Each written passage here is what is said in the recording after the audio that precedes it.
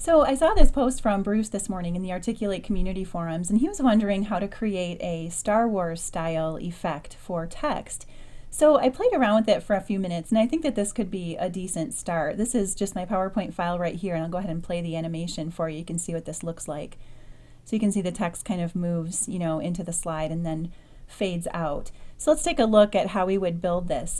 First thing was I started out with a text box here that's a little bit wider than my slide, and I've centered the text and moved it just south of my slide stage here.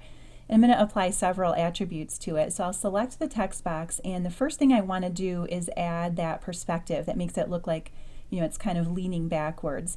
So I'm going to choose the Format tab, and then I'm going to choose this Text Effects option right here, and then select 3D rotation. And you can't see it because I think it's off of the recording window, but the item that I want to choose is called Perspective Relaxed Moderately, and it's one of the preset options in the perspective section of the selections there. So once I select that, you can see that it kind of leans back a little bit more. I'm going to do one tweak to that though. I think I want it to lean back a little bit more than that, so I'm going to choose 3D rotation again, and then go all the way to the bottom of that menu and choose 3D rotation options.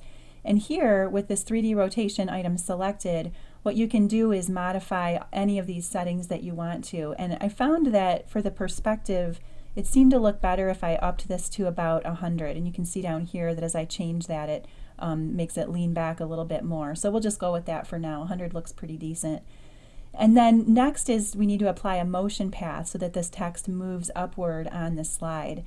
So to do that, we're going to keep this text box selected, choose Add Effect, Motion Paths, and then I'm going to choose Up so that it moves upward on my slide. And I'm going to change this also to with Previous.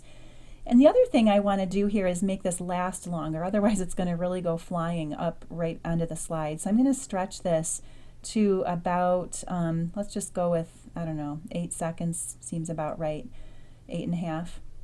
And then we also need to adjust the motion path's endpoint, right? So that's going to be a little bit higher up on the slide here. So I'm going to just stretch this up to be about, I guess that looks pretty good.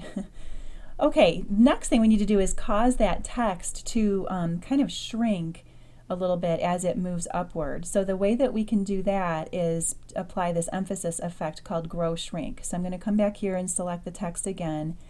And now we're going to choose Add Effect, Emphasis, and we're going to select Grow Shrink, and I'm going to make this occur with the Previous. And another thing I want to do is make this happen in about the same time frame as the animation above it. So I'm going to change that to 8.5 seconds, just like the one that we just applied.